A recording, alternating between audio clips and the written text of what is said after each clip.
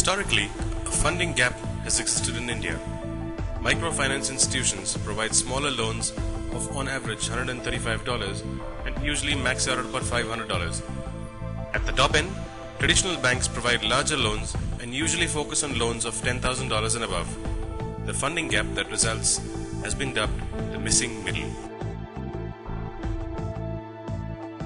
The importance of the small-medium enterprise sector, precisely the segment that misses out from not having access to financing, cannot be overstated.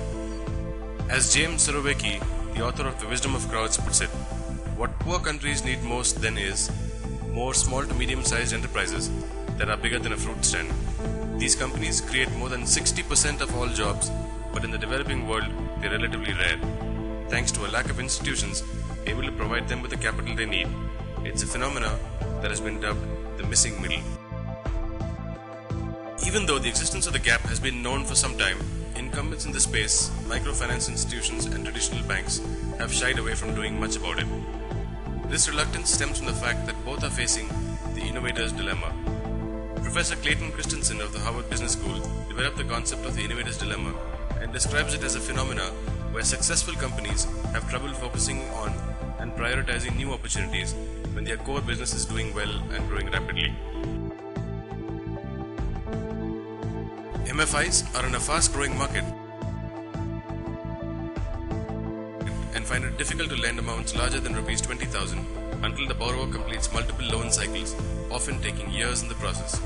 Also, given the industry's success with using the group lending approach popularized by the Grameen Bank, MFIs are hesitant to experiment with other forms of managing risk, even if these ways could potentially allow them to serve new customers. Banks also face the innovator's dilemma. Banks in India have a bright future ahead of them and are expected to grow at 28% a year for the next few years.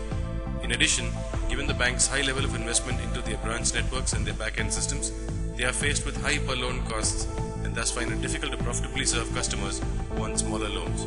Besides, their insistence on proper documentation and collateral from their customers turns off the poor, who often lack even the most basic formal documents, and leads many of them to avoid dealing with banks altogether.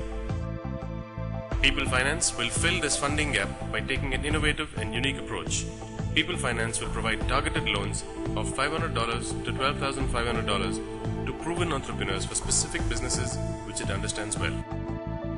First, Peepal Finance and a partner, for example a large poultry company, will enter into an agreement whereby the partner will agree to purchase all the output, in this case poultry, produced by entrepreneurs financed by Peepal Finance. Peepal Finance and the partner will then jointly identify a likely candidate. Peepal Finance will finance 100% of the amount needed to build the poultry farm. The partner will pay for the output, first paying Peepal Finance the monthly EMI, then paying the rest to the farmer.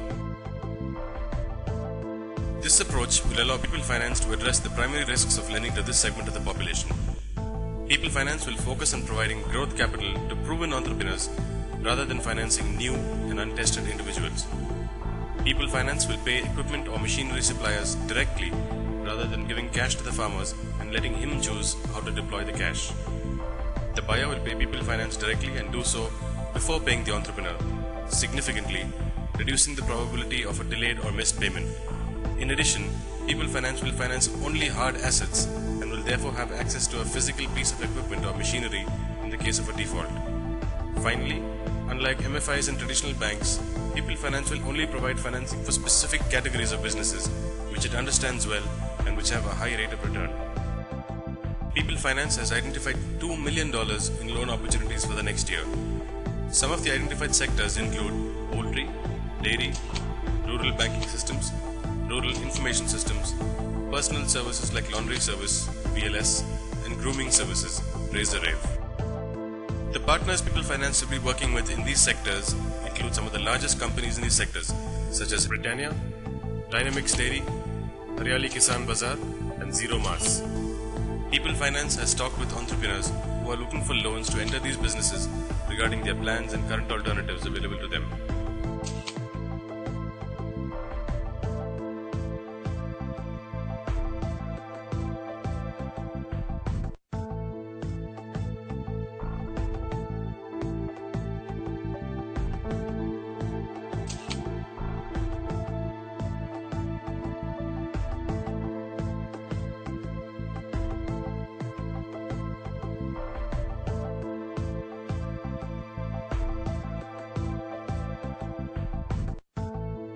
In addition to poultry, Peepal Finance has lined up entrepreneurs in other sectors including milk aggregation and food processing.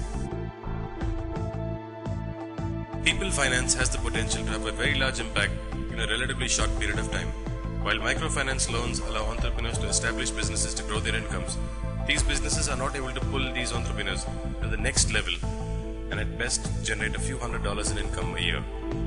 With the higher quantum of loans through Peepal Finance, these entrepreneurs can drastically change their lives and build a better future for themselves and their loved ones.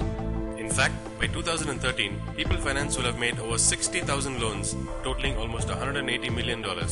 Not only will these loans allow the borrowers to enter higher income generating businesses, they will also, by the time the loans are paid off, allow these entrepreneurs to own assets they never imagined they would be able to.